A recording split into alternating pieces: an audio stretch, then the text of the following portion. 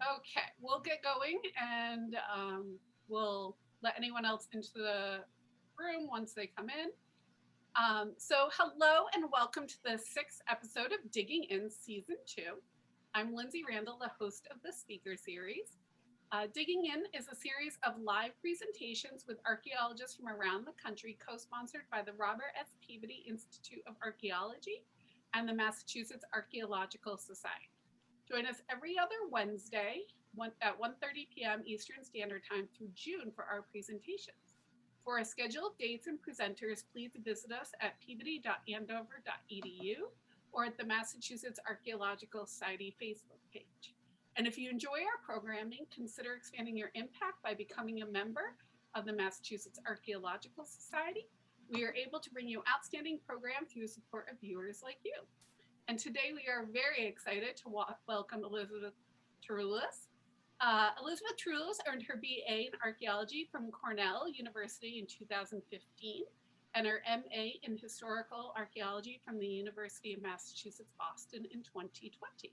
She is currently pursuing her PhD at the University of Tennessee, Knoxville, and she has worked on sites throughout the Northeast and Middle Atlantic, and her presentation will be the focus of her results of her master's thesis.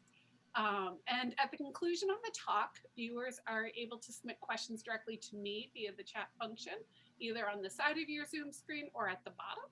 And then we will give our speaker time to answer as many questions as she can, with the understanding we might not get to all of them. So welcome, Elizabeth. Thank you for joining us today. Thank you very much. Give me just 1 second to get the screen share going. All right, can you see that okay? Yes, we can. Perfect. Okay, before I begin, I would just like to thank Dr. Randall again for inviting me to present today, as well as the Peabody Institute and the Massachusetts Archaeological Society for hosting this series. I would also like to acknowledge that my research into the trade practices of Plymouth Colony takes place on the traditional lands of the Mashpee Wampanoag, and I am currently presenting my research from Knoxville, Tennessee, which is the traditional homeland of the Cherokee. So today I'm going to be discussing the results of my thesis research on the international trade networks established and maintained by Plymouth colonists, as illustrated by the ceramics at 3 sites: Burial Hill, the Alden First Home site, and the Allerton Prince Cushman site. So here you can see my research area, which includes modern Plymouth, Kingston, and Duxbury, Massachusetts. And this is a close-up of the area that was highlighted on the previous slide. So I'll discuss each of these sites in more detail in just a moment, but first I'd like to provide just a brief history of Plymouth Colony and how it was established. So the Pilgrims were separatists who were members of a religious group that believed that the Church of England just could not be reformed. So their goal was to form separate, purer congregations, which at the time was a capital crime in England, punishable by death. So faced with persecution, members of the separatist congregation in Scrooby, Nottinghamshire, England, decided to move to Holland in 1608 with the hope that their religious beliefs would be tolerated. And this group contained many of the later pilgrims, including William Bradford, who would go on to write a thorough history of the colony. In 1609, about 125 members of the congregation had arrived in Leiden, and they remained there for almost 12 years. But Bradford cites several reasons for their discontent and eventual departure from Leiden, including a lack of upward mobility for immigrants and the quote-unquote evil examples, which led their children to act more Dutch than English. So they decided to move from Leiden to America. They eventually traveled to Plymouth, England, and were joined by several non-separatists before departing in 1620 on 2 ships, the Speedwell and the Mayflower. Unfortunately, the Speedwell had to turn back, but the Mayflower continued on to the New World with as many passengers as she could hold. The passengers of the Mayflower settled in what is now modern Plymouth, Massachusetts, which is named after the town they had left in England.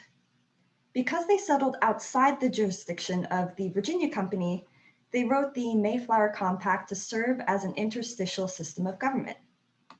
Plymouth was originally the Wampanoag village of Patuxet, but European traders had spread a sickness which ravaged the town. Despite this, the settlers encountered evidence of Native people's presence throughout the surrounding area, and they would interact frequently with the Native population. The Mashpee Wampanoag have lived in the area continuously and are now headquartered in the town of Mashpee on Cape Cod. The Pilgrims lost half their number in the first year to sickness and starvation. The colony was slow to develop, but eventually had several buildings, including residences and a fort on what was originally called Fort Hill, now Burial Hill. Fort Hill had a good vantage of the harbor and the surrounding area. Because of this, it was used through the end of King Philip's War in the 1670s. It appears that the hill was converted to a burial ground shortly thereafter, as the oldest markers on Burial Hill date to the 1680s.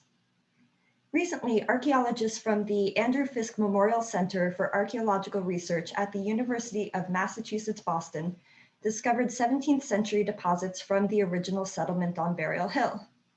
So these deposits are in two areas.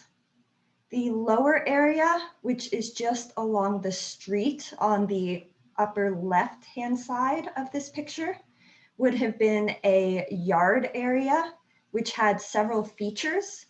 And features are essentially when the natural layers of soil gets disturbed, either through animal or human activities. So when you go and dig a hole, it's going to mess up all of those layers, mix them up, and create marks in the soil.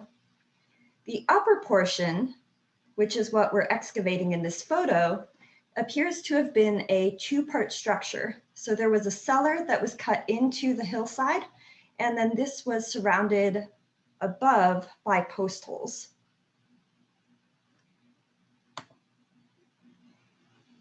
Now, the second site that I look at is the Alden First Home Site, which was a homestead established outside of Plymouth in Duxbury by John Alden and his wife Priscilla Mullins. John Alden was a cooper and a carpenter hired to accompany the Pilgrims on the Mayflower in 1620. He chose to stay in Plymouth, where he married Priscilla and eventually had 10 children. John Alden served in many leadership roles, including as one of the 8 undertakers who bought out the original backers, a land agent between Plymouth Colony and neighboring Native Americans, and as Duxbury's representative within the colony's courts. There is some debate as to how many houses the Aldens built in Duxbury, but the structure found by Roland Robbins in 1960 appears to be the earliest structure, dating from some time after 1627 to the end of the 17th century. And then the third site is the Allerton Prince Cushman site. Like the Alden home site, this was a homestead that was established in about 1631 outside of the original settlement in what became Kingston, Massachusetts. This first home was built by one of the Mayflower passengers, Isaac Allerton. Allerton was assistant to Governor Bradford from 1621 into the 1630s, and he frequently traveled between England and Plymouth Colony to advocate on the colonists' behalf. He's largely responsible for the 1627 agreement and also was one of the undertakers who took on the colony's debts. However, he made several unauthorized business decisions, which drove the colony into further debt. And after the death of his wife, Fear, in 1634, he moved to the New Haven colony. The property then traded hands several times, including to Thomas Prince, before being sold to Elder Thomas Cushman, leader of the church in 1653. Cushman owned the land until his death in 1691, at which point it passed to his son, Eleazar. The Allerton Prince Cushman site was excavated by James Dietz in 1972 before a construction project was slated to destroy it. Dietz found there were 2 houses on the property, as I said. So there's the stone cellar here, which would have been part of one of the houses. And then there was also a post and ground structure, which would have been earlier. So that stone cellar cuts into the other structure.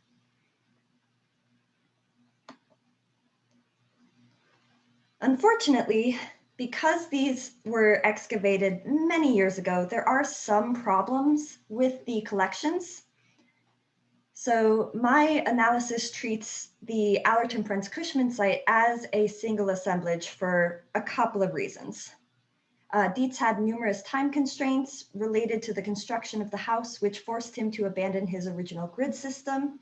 He also employed the color-coded dot dash system, which you see here, to record artifact provenience, and it has not survived well. So due to these limitations, it's nearly impossible to separate the artifacts into their individual households. Furthermore, Thomas Cushman was actually married to Isaac Allerton's daughter, Mary, making the two main occupations of this site successive generations of the same family. Although I realize this approach has limitations, both households are part of the same colony, religion, and larger family unit, and they may have had similar consumption and trade practices. Due to the fact that two of the sites I'm working with were excavated 50 to 60 years ago, and like many older collections, they do have issues, the results of this analysis should be considered preliminary. So I had three main research goals for my thesis.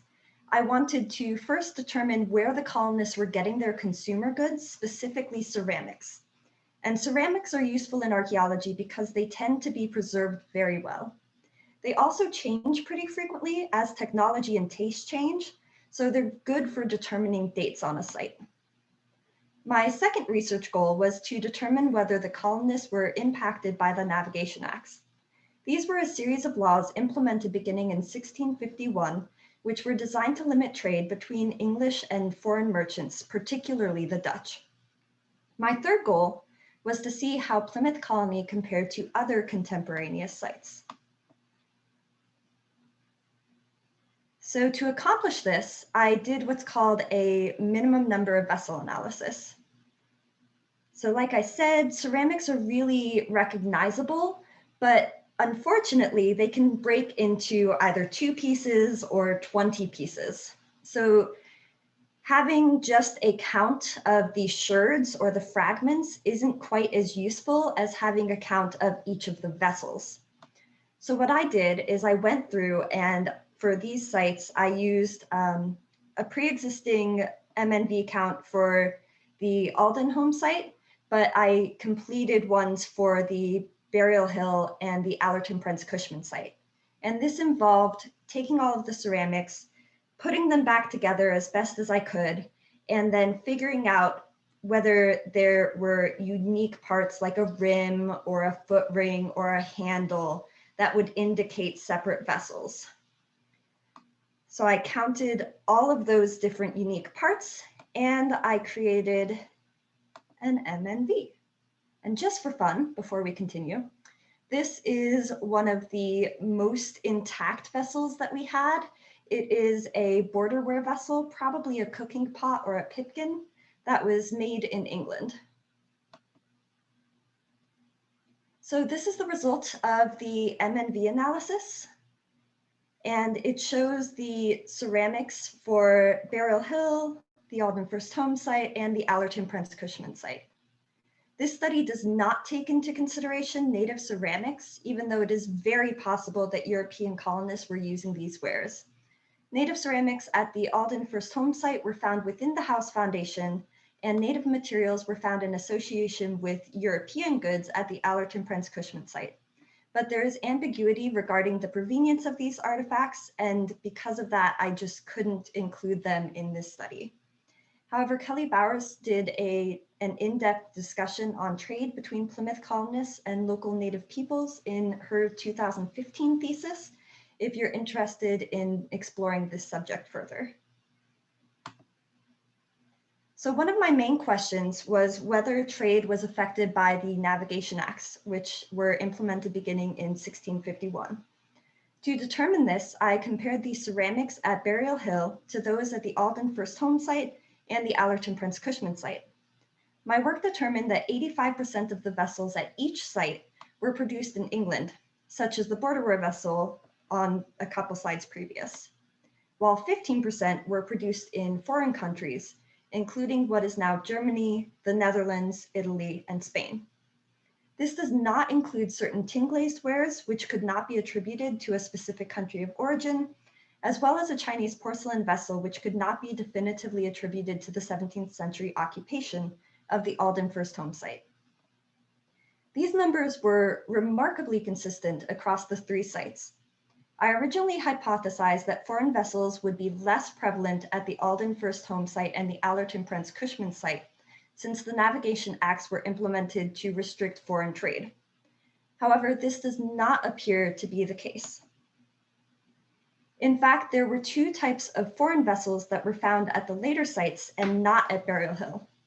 These were North Italian marbled slipware, which was produced in Italy, and an Iberian storage jar, which was produced in Spain. There were also many more English ware types found at the later sites than at Burial Hill. Some of these were not produced until the late 17th century, like the North Midland slipware up here. And this reinforces the suggested end date of Burial Hill being around 1660. It's also possible that the colonists were actually expanding their trade networks and developing further resources throughout the 17th century, allowing them to acquire more various foreign and English goods.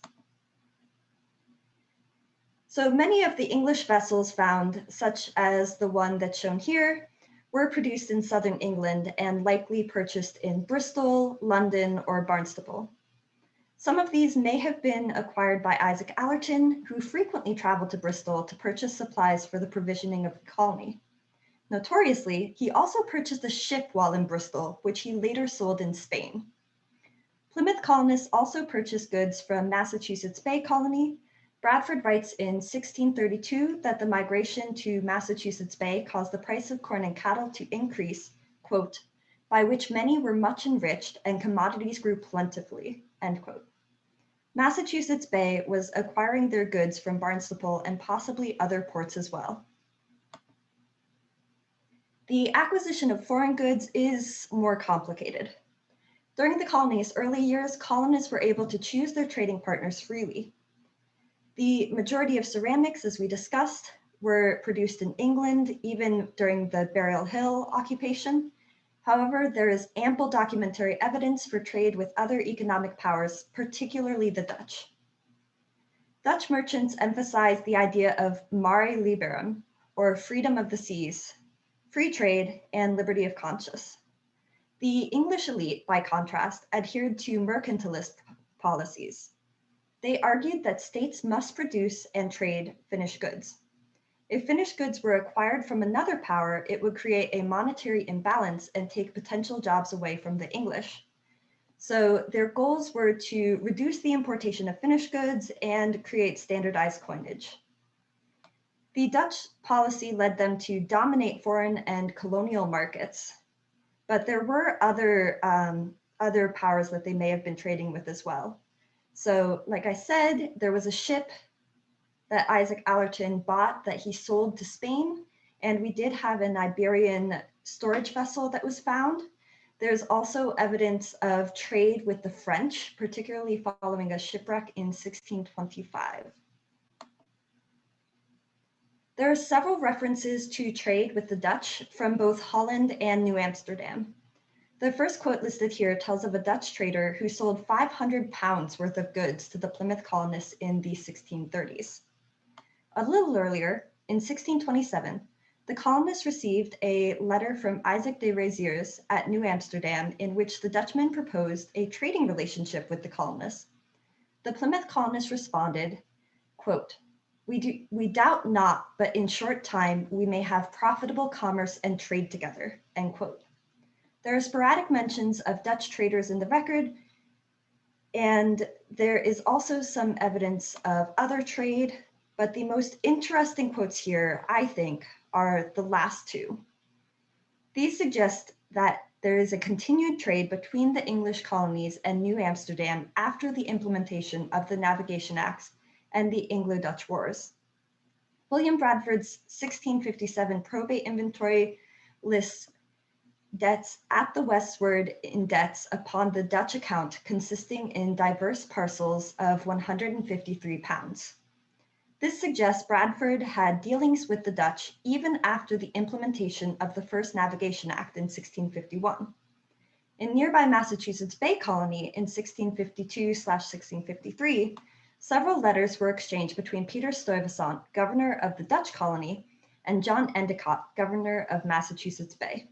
In the first, which arrived just after the start of the First Anglo-Dutch War, Stuyvesant proposed continuing trade relations between the colonies. Stuyvesant sent a second letter stating that trade between them would be more conducive to the public benefit of both nations in these parts, for their common interest of mutual relation of trade and commerce betwixt each other, to which the English replied that they would continue to work with the Dutch as long as Stuyvesant assured them that he was not selling powder and guns to native peoples to arm them against the English. Although Stuyvesant's reply does not survive, the Council of New England decided in their April 1653 meeting that there was no grounds for war between the colonies and to proceed as before unless circumstances changed. Additionally, shipping records show that the Dutch Republic continued trading with English colonies in Africa, Asia, and the Americas throughout the Second Anglo-Dutch War. So, despite all of this, Plymouth was considered to be certainly by much the poorest colony. Luke Pecoraro argues for a robust intercolonial trade, which suggests that there was actually quite a bit of illicit trading taking place. The colonists at Plymouth were very much against some of the restrictions taking place and spoke out against such things as the Plantation Act of 1673.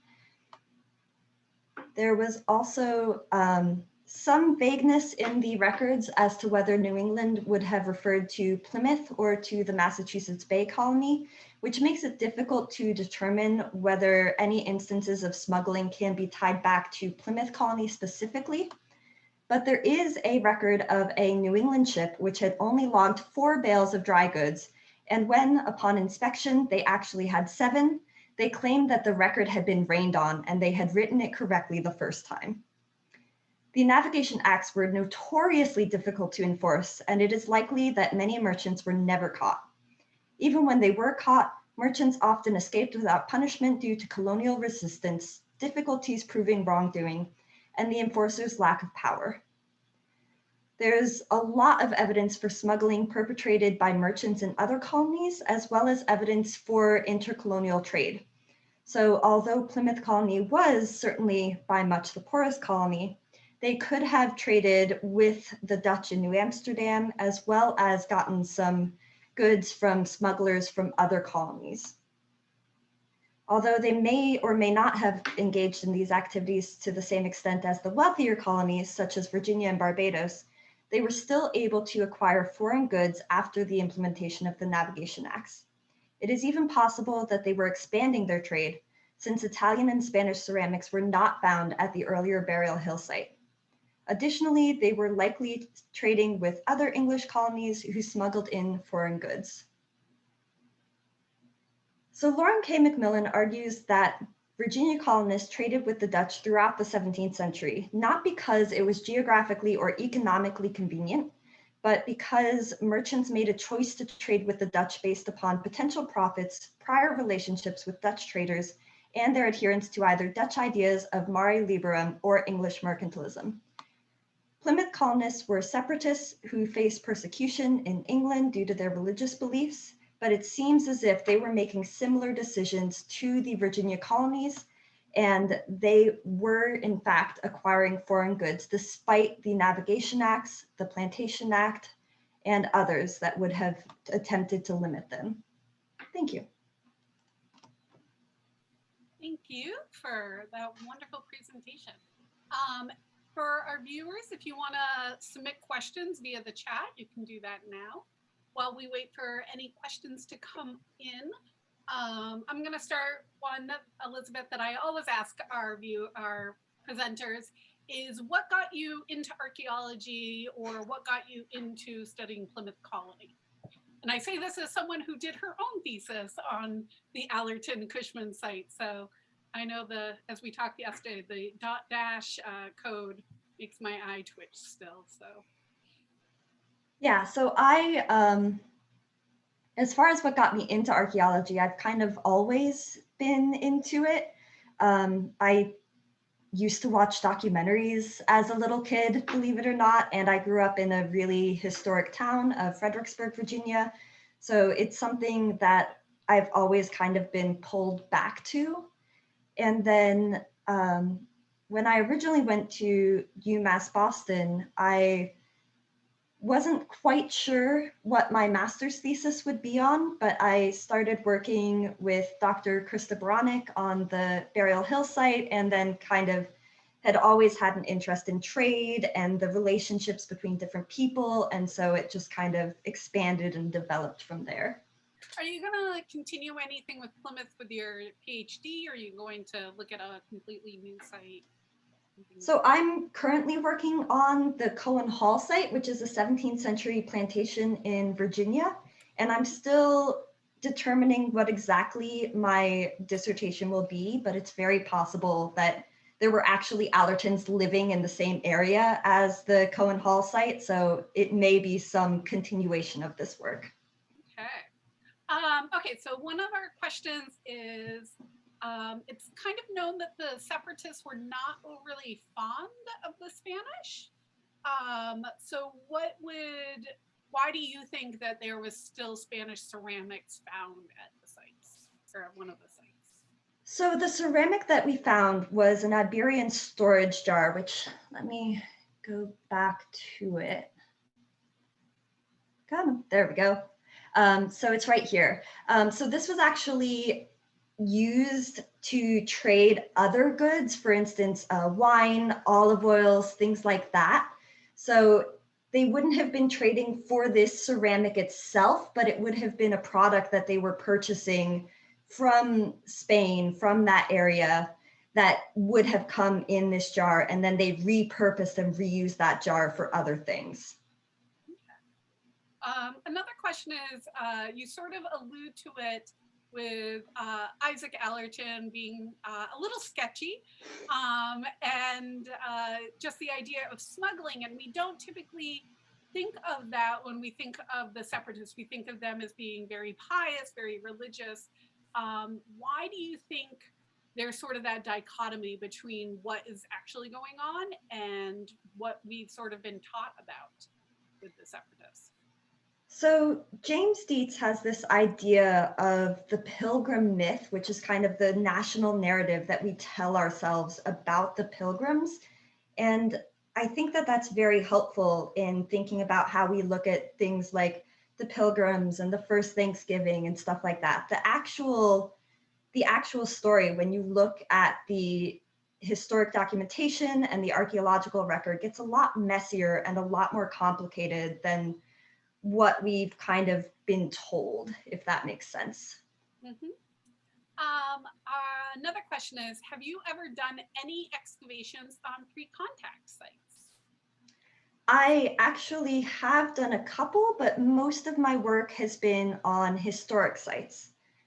So I've worked at in a ghost town in Utah and at James Madison's Montpelier and George Washington's Ferry Farm, a lot of different like historic public museum sites.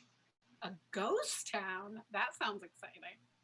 Yeah, there's a small museum out there that's in an old Wells Fargo building that I was working out of. Oh, very cool. Well, those were the questions that our audience had for you. So thank you. And thank you to all our viewers for joining us today. And we look forward to seeing you at our next lecture, which is on Wednesday, April 21st, when we are joined by Ellen Berkland, who will be speaking about the Gallops Island Quarantine Cemetery, kind of timely for the coronavirus COVID pandemic. And again, we rely on the support of viewers like you, so please consider supporting our outreach by becoming a member of the Massachusetts Archaeological Society. So again, thank you, Elizabeth, for joining us, and thank you everyone else for coming today. So yes, round of applause. Excellent job. It was fascinating. So have a great day, everyone.